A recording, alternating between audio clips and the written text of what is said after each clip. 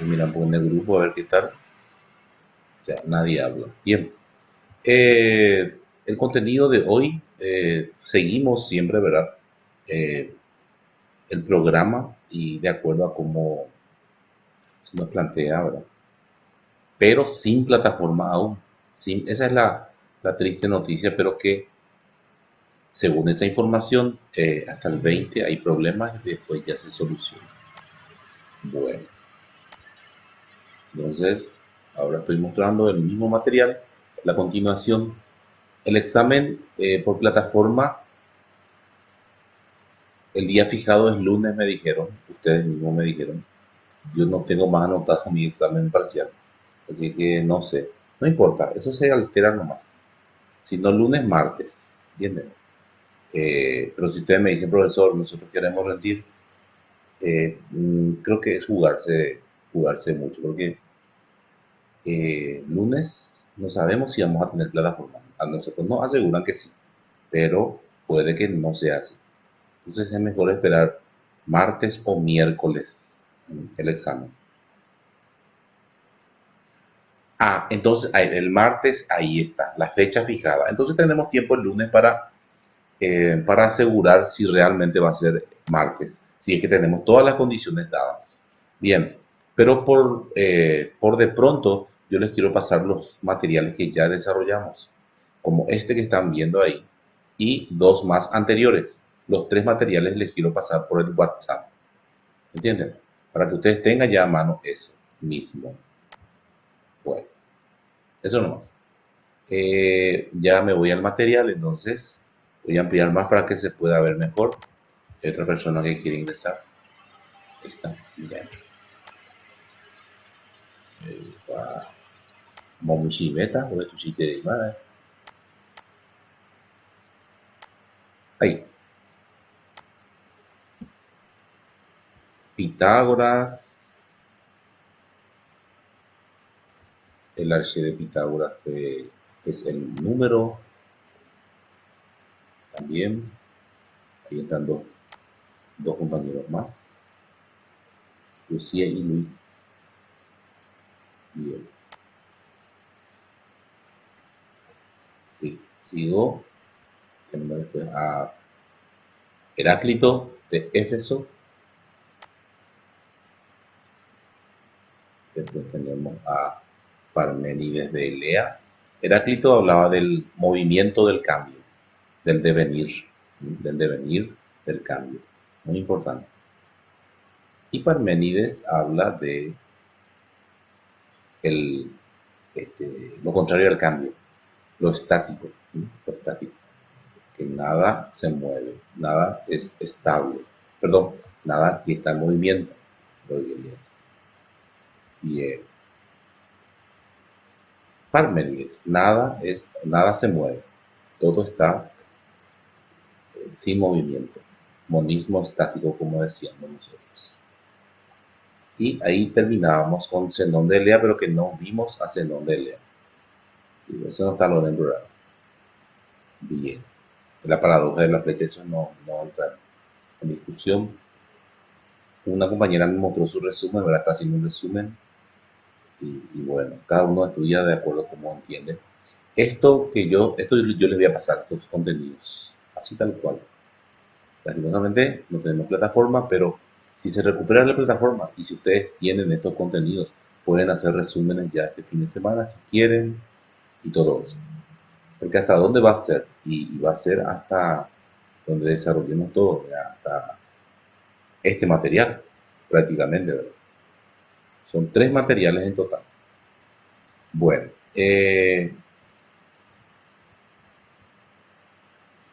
el siguiente filósofo, pero que en realidad es un grupo de filósofos, se refiere a los sofistas. El punto 2 dice, el estudio de la naturaleza, del estudio de la naturaleza de los presocráticos a las preocupaciones antropológicas, o sea, del hombre, antropológicas del hombre. También se habla de la ética y también se habla ya de la política. Ven, del problema de la naturaleza, del arché o del arjé, pasamos ya al problema del hombre, en cuestiones éticas y políticas. Y los primeros filósofos, grupos de filósofos que tratan este tema, pero que no tratan con tanta profundidad, son los sofistas, que conforman un grupo de filósofos, los sofistas. Bien, voy a irme a mi hoja de cálculo, no es de cálculo, de anotaciones, propiamente, ¿verdad? Está aquí,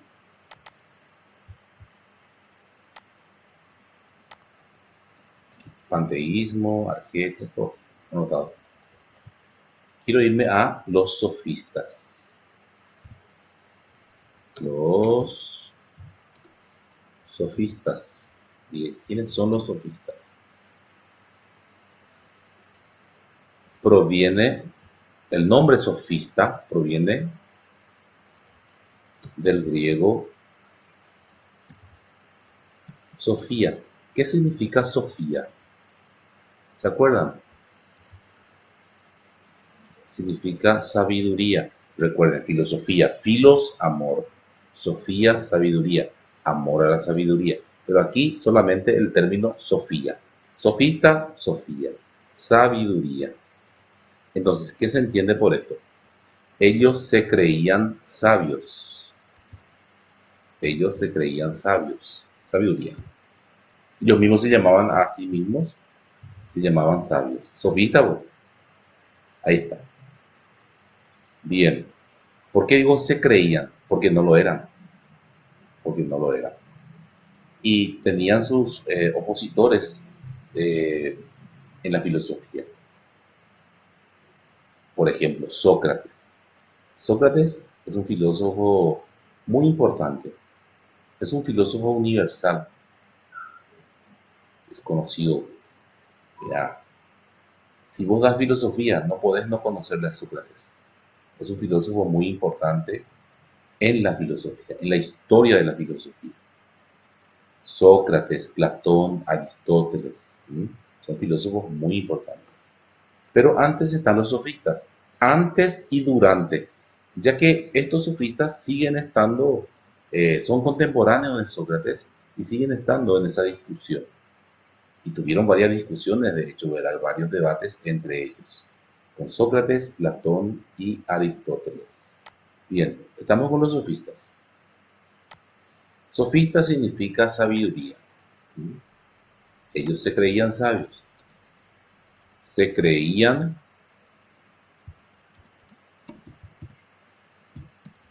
sabios.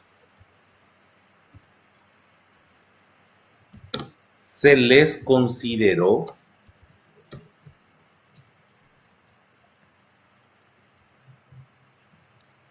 como... Ah, esta es una persona que quiere entrar. Bien, ahora estamos 3 por 5, 15. Conmigo contado también. Bueno, vuelvo al punto.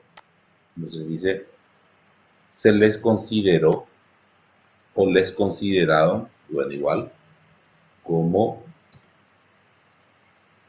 falsos filósofos, porque ellos no buscaban la verdad.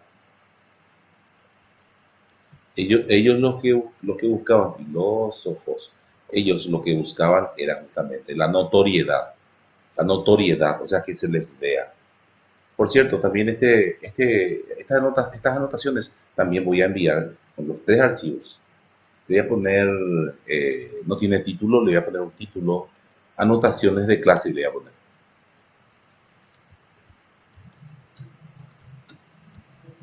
Ahí está. Entonces, por ese nombre ya van a ubicar. Bien.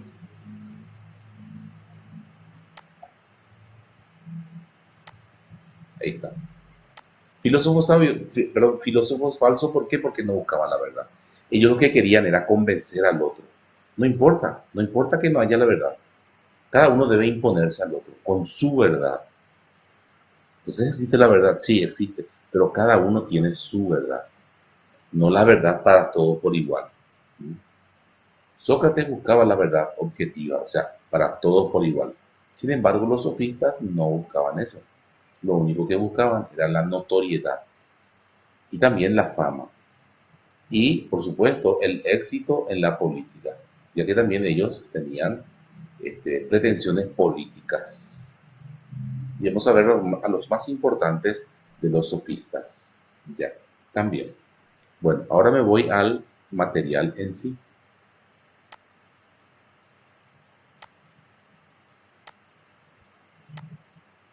Ahí está.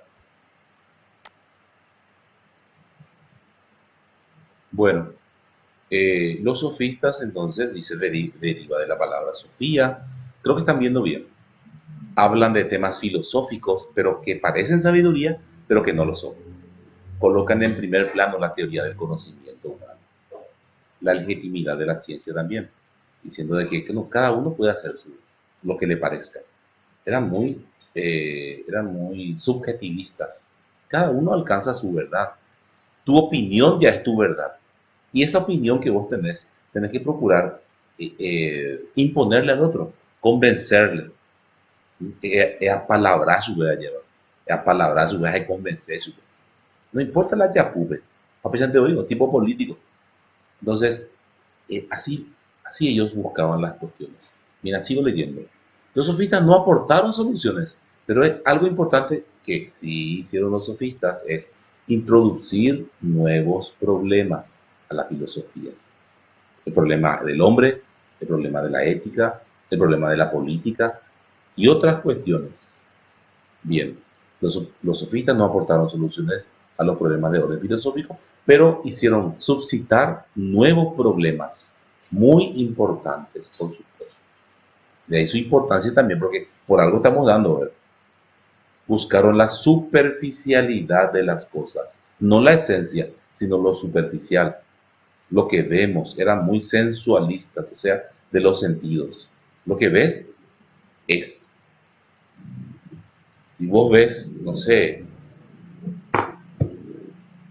por ejemplo, si vos ves esto es. O sea, no buscas la profundidad de esto, sino, mira, para mí esto es una presilladora, pero para el otro puede que no sea. Entonces, cada uno va a tener su propia verdad de esto.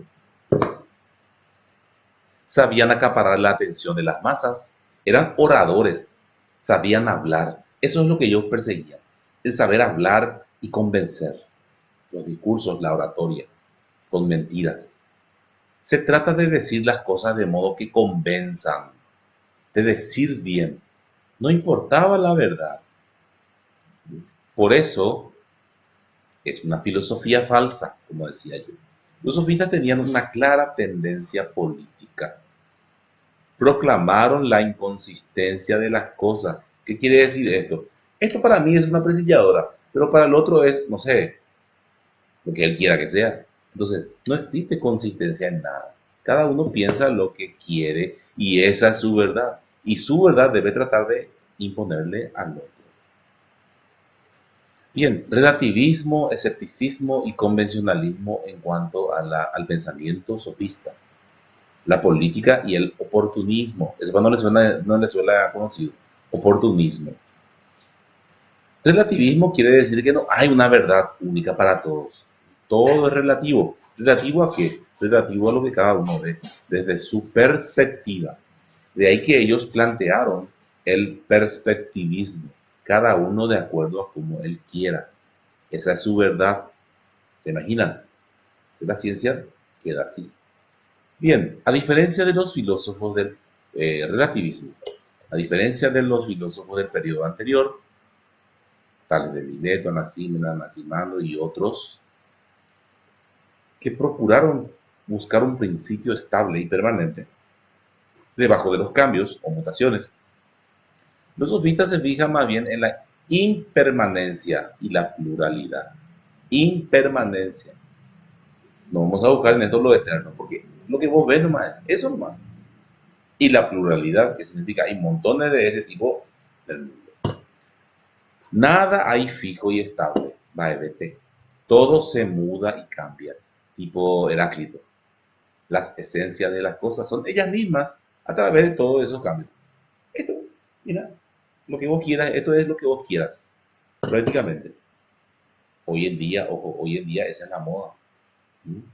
Si para vos esto está bien, y para mí puede que no esté bien, pero eso depende de cada uno, pues. Relativismo. y subjetivismo. No existe una verdad objetiva para todos por igual del objeto. No, subjetiva, lo que vos pensás es. Lo que vos querés es. Lo que vos pensás es. Esa es tu verdad. Y yo tengo mis verdades. Y eso hay una puja, una lucha. Y cada uno va a tratar de convencerle al otro. Tipo política. Dice, las cosas son como a cada uno le aparece. Si vos ves, no sé, si esto es negro, para alguno es rojo, bueno, depende de cada uno, ¿verdad? El hombre es la medida de todas las cosas, y esa ya es una frase de un gran filósofo, encima le digo, gran filósofo sofista, Protágoras. Escepticismo. ¿Qué es el escepticismo? La duda. ¿Dudan de qué? El escéptico es el que duda. Dudan de todo, y en especial del conocimiento humano. No podemos alcanzar un conocimiento objetivo, solamente podemos tener opiniones, y esa ya es tu verdad. Escepticismo, entonces los sofistas plantean agudamente, ya que el problema crítico del valor de nuestro conocimiento, no, y adoptan una actitud negativa incluso. No podemos conocer nada con certeza. Me hace acordar la ciencia actual. Tampoco existe una verdad absoluta. El indiferentismo moral y religioso. Indiferentes, ¿eh? Lo bueno y lo malo, si a vos te gusta lo bueno, adelante. O lo malo, adelante también. O religión. Si vos crees en Dios, adelante. Y si yo no creo, adelante también. No buscamos verdades. Dice, si las cosas son como a cada uno le parece, no hay cosas buenas ni malas en sí mismas, pues no existe una norma trascendente de la conducta. Conducta nomás. Hoy veteína, o ata ho pio iteo, o ata calle. Ha, chupei gusto. Ha, hoy morado. Chupei hoy gusto. Ha, y lo ñemon de pa, ya o ata la calle. Está ahí, no. Chupei gusto, hay gusto chupei. O sea, él es agradable. Entonces, ¿quién lo haga? Es un decir. En religión los sofistas llegan con frecuencia, o por lo menos al indiferentismo. Hoy la creyente, hoy la no cree ella, hoy la cree, no cree, no importa, el mismo te digo ahí. Convencionalismo. Miren, convencionalismo sí. ¿Qué quiere decir convencionalismo? Se ponen de acuerdo. Y si nos ponemos de acuerdo, y si a esto le llamamos silla, por ejemplo, y se llama silla, solamente eso. No existe algo objetivo que dependa del objeto, sino que cada uno puede alcanzar su propia verdad. Pero también podemos ponernos de acuerdo. Eso se llama convencionalismo. Oportunismo político, ni qué decir, les convence a las personas, entonces aprovechar ese momento. Les convence gente que creía o tratar de dedicar. En esa época ya existía la democracia en Atenas. Sí, a ver, ahí. Profe, ¿estás grabando? Sí, estoy grabando, sí. De mañana. Sí, grabando la pantalla. Perfecto. Vale. Bien, seguimos.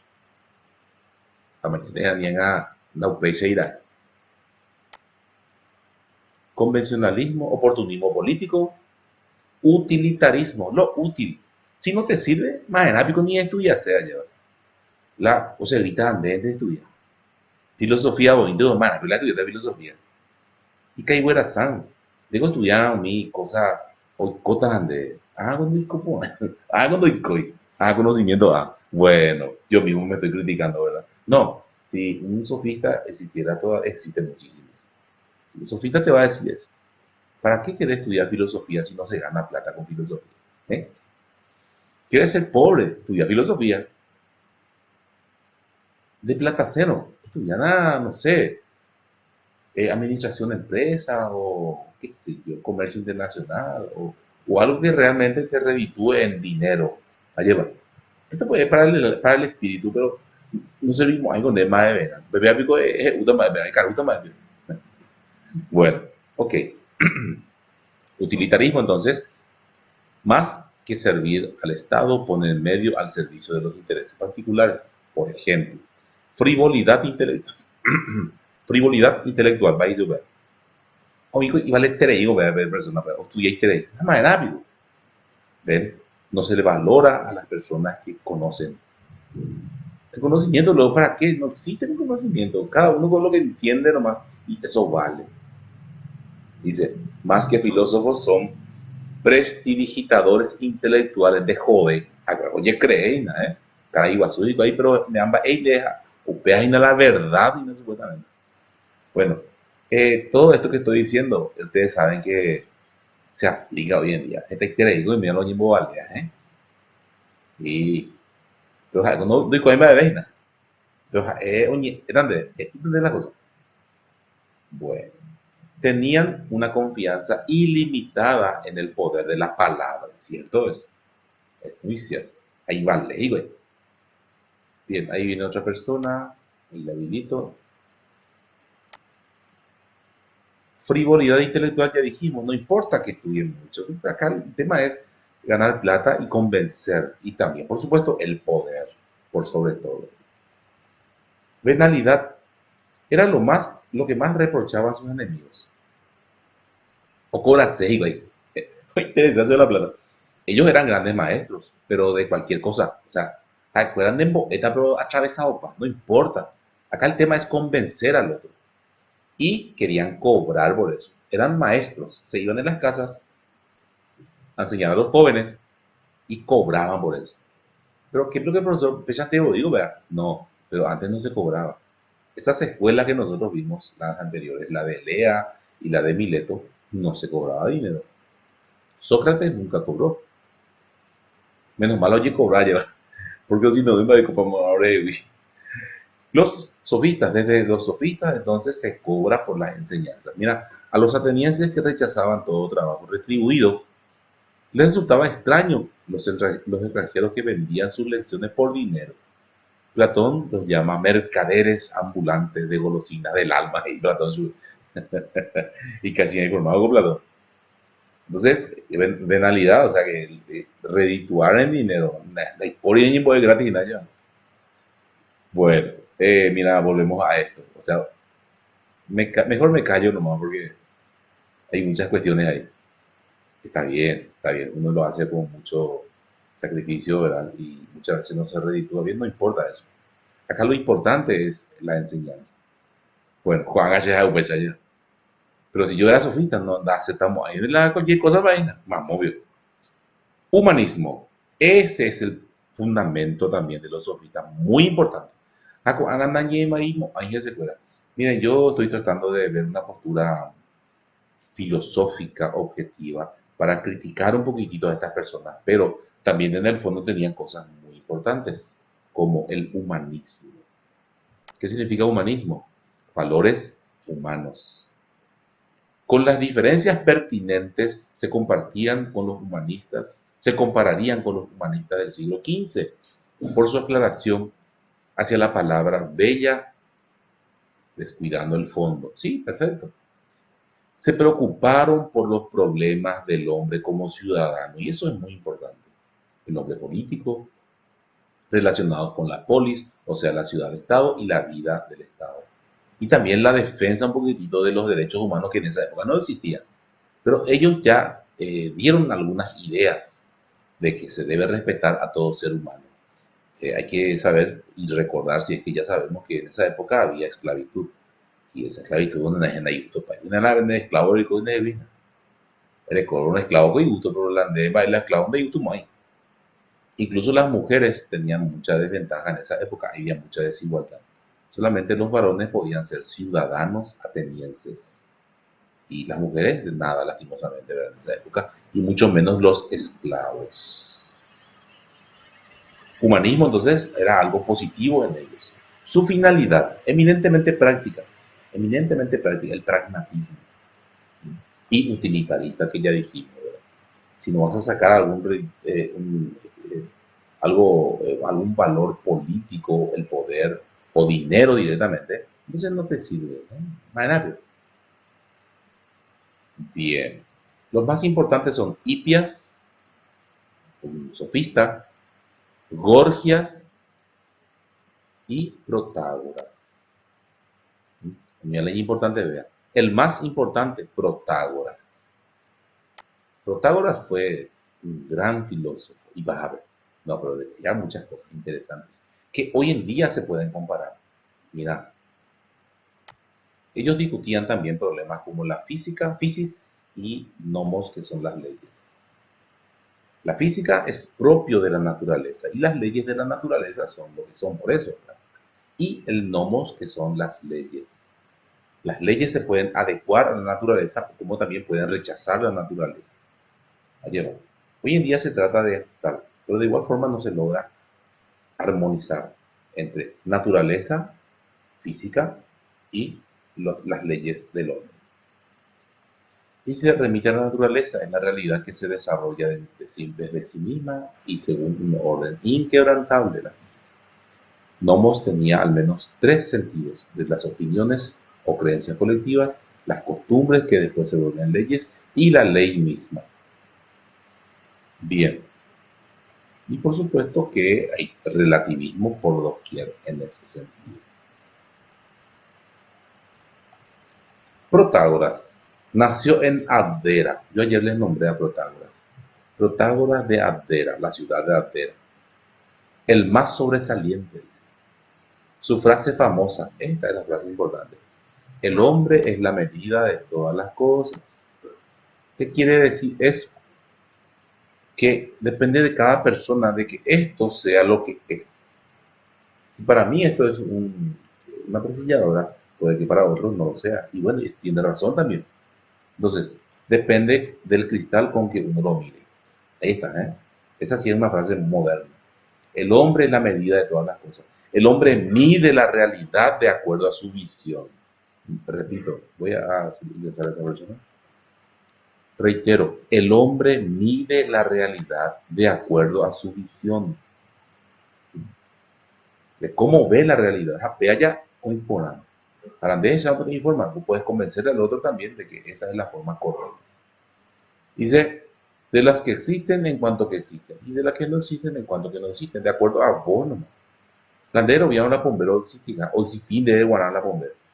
A la sede de guardar no existió, no existir la bombera. Cada uno tiene su propia verdad. También él habla de los dioses.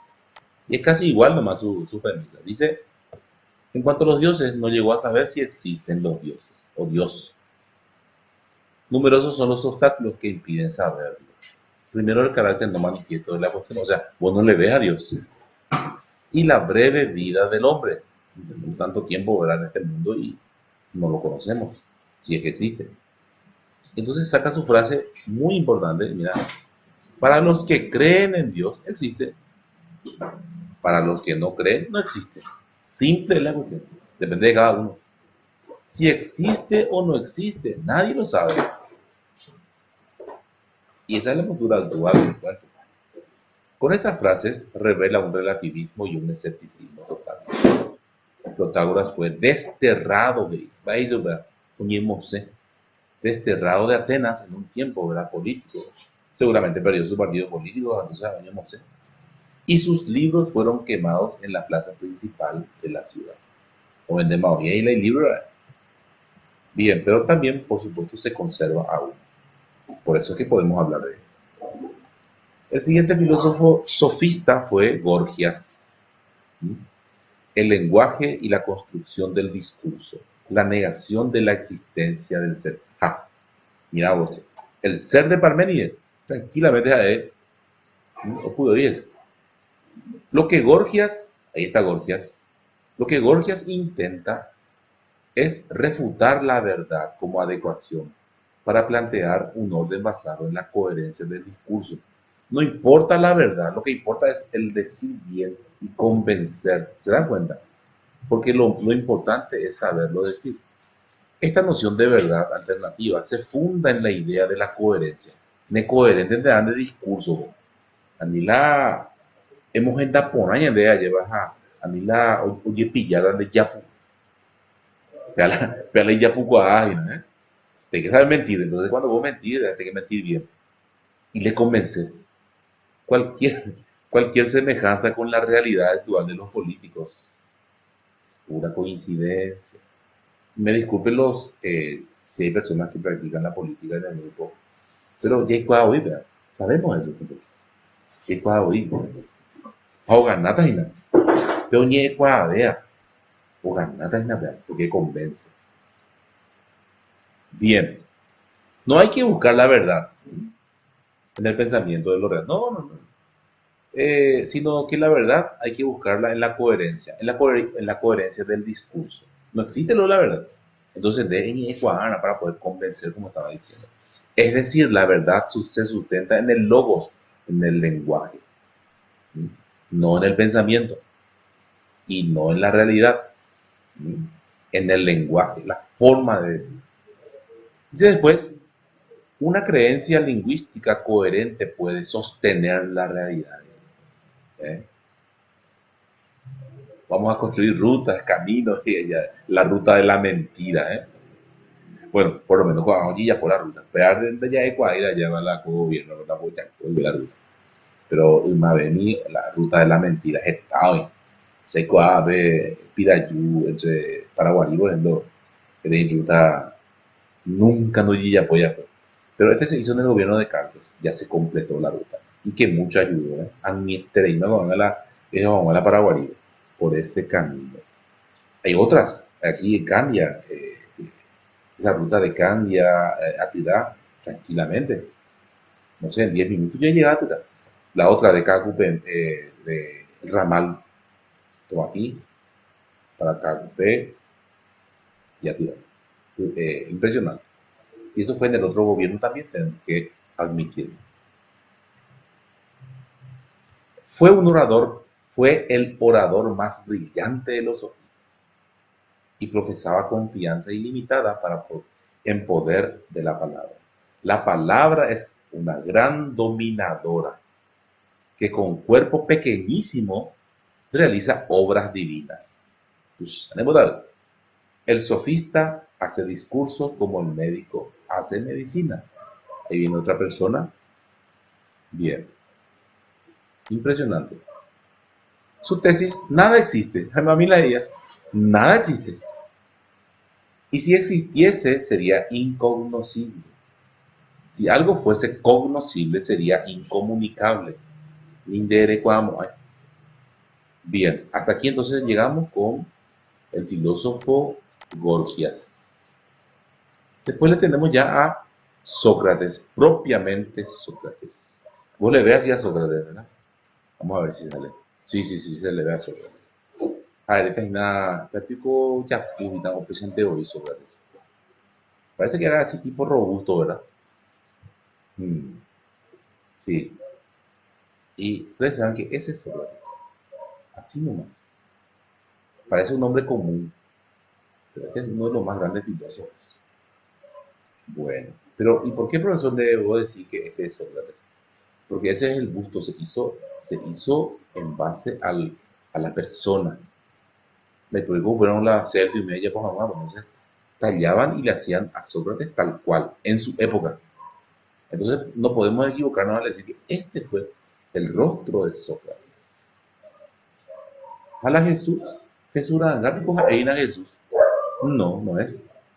No se tiene una imagen verdadera o más aproximada de Jesús. No, no existe. ¿Por qué? Porque no hay un busto de Jesús.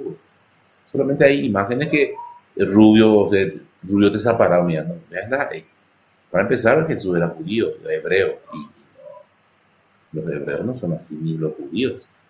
Bueno, ese es otro tema. Volvemos al punto. Cuando yo digo que este fue Sócrates. Y todos los filósofos anteriores. Estaba Pitágoras, Tales de Mileto, Heráclito, Parménides, Protágoras, el mismo. Bueno, sigo. Disputa con los sofistas. Sócrates fue un filósofo griego considerado, mira, uno de los más grandes de la historia, tanto en la filosofía occidental que estamos dando, como en la universal, o sea, en toda la filosofía del mundo. Fue el maestro de Platón, quien tuvo a Aristóteles como discípulo. Estos tres son los representantes fundamentales de la filosofía griega. Ya me acuerdo Parménides, Tales, esta vez me lleva. Pero estos son los principales. Y en ese orden, porque Sócrates fue maestro de Platón y Platón fue maestro de Aristóteles. Y ahora ya beben. La disputa con los sofistas. Y acá se pone así en paralelo que dicen los sofistas y que dice Sócrates.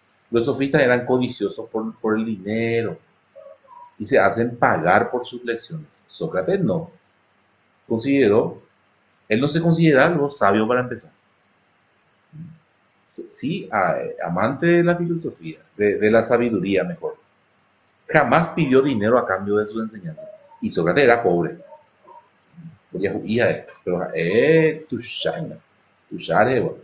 los sofistas tienen un afán profesional por adoctrinar. ¿Qué quiere decir adoctrinar? Le convences a alguien y le modelás de acuerdo a cómo vos querés. Modelar el alma de los jóvenes. Sócrates no. Dice, siente horror ante la casa del alma. El alma es algo que no confiaría ni a mi padre, ni a mí, ni a mi hermano. O sea, la conciencia, ni a ninguno de mis amigos. Tu pensamiento. El sofista cultiva el arte de la apariencia, ya hablamos de esto, lo que interesa son las cosas que vemos, sentimos. Sócrates ambiciona la búsqueda de la verdad pura, la verdad. Frente a la retórica y la oratoria, que es lo mismo, el saber decir, convencer, Sócrates agudiza su dialéctica, que es un método. Enseguida vemos. Según Sócrates, la retórica deja la certeza reducida a mera probabilidad y subjetivismo, lo que cada uno piensa. Y no tiene que ser así. ¿Por qué? Porque nosotros podemos alcanzar esa verdad objetiva. Y dice, y este no hace al hombre más sabio que un renacuajo. O sea, la opinión, la subjetividad, no te enriquece de saberes. Los sofistas mantienen una actitud práctica, pragmática, lo práctico, lo útil. Sin embargo, Sócrates tiene una actitud teórica, conocer la verdad, la esencia de las cosas, mantenida por Sócrates. Por último, dice, para Sócrates el hombre no nace libre, sino que dentro de una historia, inmerso de una historia de su ciudad, por eso dice vinculado a su ciudad.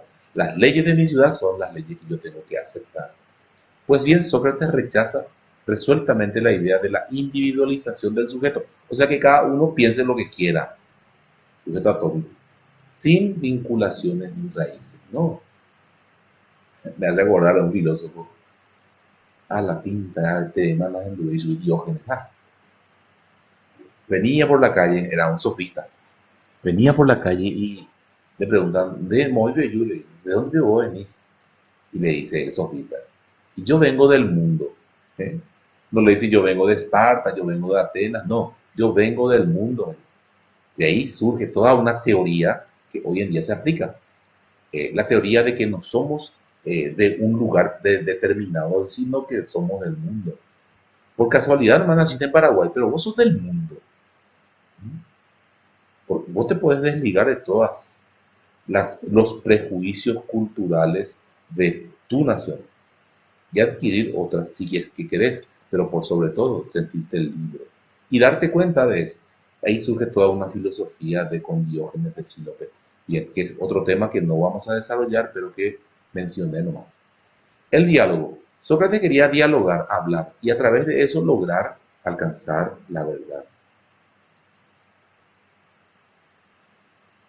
Formulación de definiciones. Sócrates buscaba definir todas las cosas y esa es la filosofía. Descubrir qué son las cosas en la mente. Ayer. Y se iba por la calle preguntando, a los sofistas le preguntaba en las plazas, ¿qué es la justicia? Por ejemplo? Y empezaba el sofista a decir, la justicia es, y le daba ejemplos, y nunca le decía lo que es la justicia. Entonces Sócrates, ¿qué hacía? Hacía que de a poco se diera cuenta esa persona que está equivocada. Ya entramos en el método socrático. Aquí dice la inducción, sí, porque ¿qué es la inducción? El método inductivo es de lo particular a lo universal. de pequeñas observaciones alcanzar un concepto universal, que es lo que buscaba Sócrates. Dice luego ahí, trata de llegar a los conceptos universales de los valores, la templanza, la piedad, y vamos a inventar, va a estar diciendo una cosa. Entonces le decía, ¿qué es la justicia? De ir. Entonces, ¿qué hacía Sócrates? No se burlaba de él. En pleno diálogo le hacía saber que no sabía. Entonces, que le animaba después a alcanzar la verdad. Y no es que Sócrates le decía, no, la justicia es esto. No, de él tiene que ser. Porque según Sócrates y Platón también, la verdad está dentro de cada uno. Entonces vos tenés que ayudarle a esa persona que surja de sí la verdad. Y ahí ya estoy diciendo el método socrático. El método socrático está ahí, ¿verdad? La ironía y la mayéutica. El momento negativo es la ironía, el hacerle saber que no sabe.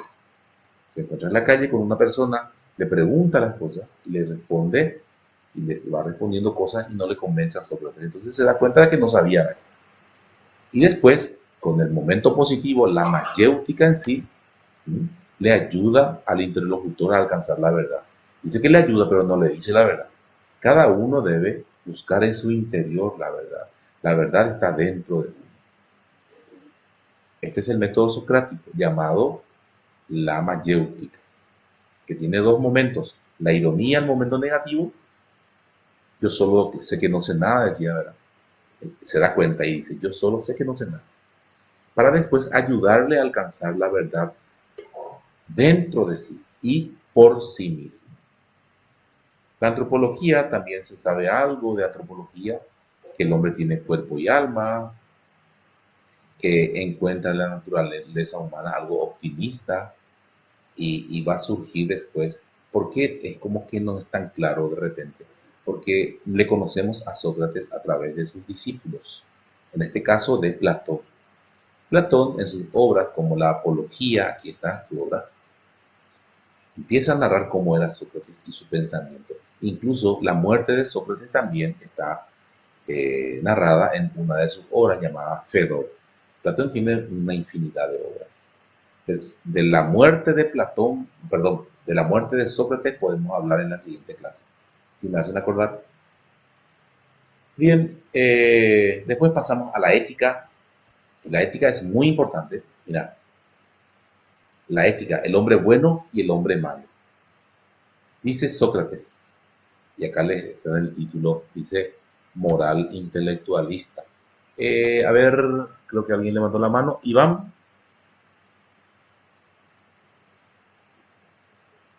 Iván Daniel. Ah, bueno, dale. Ay, te escucha, es por excelente, Maya.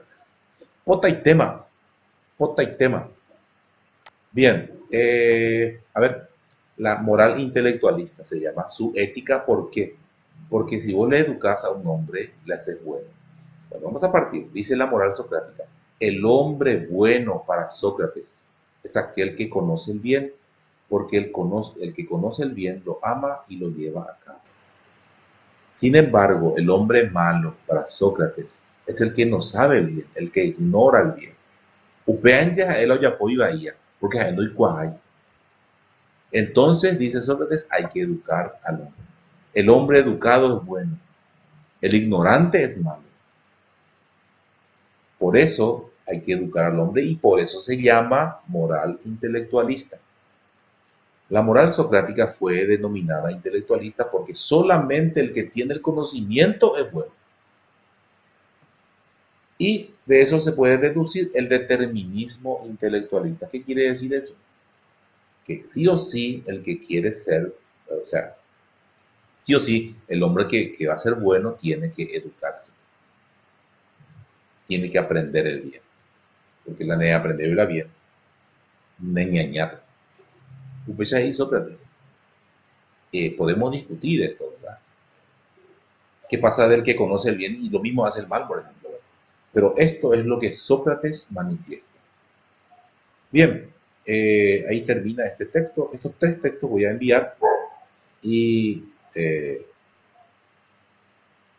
bueno, voy a enviar tres textos más el apunte de clases que estaba diciendo yo. ¿Alguna pregunta? Tengo la grabación ahora.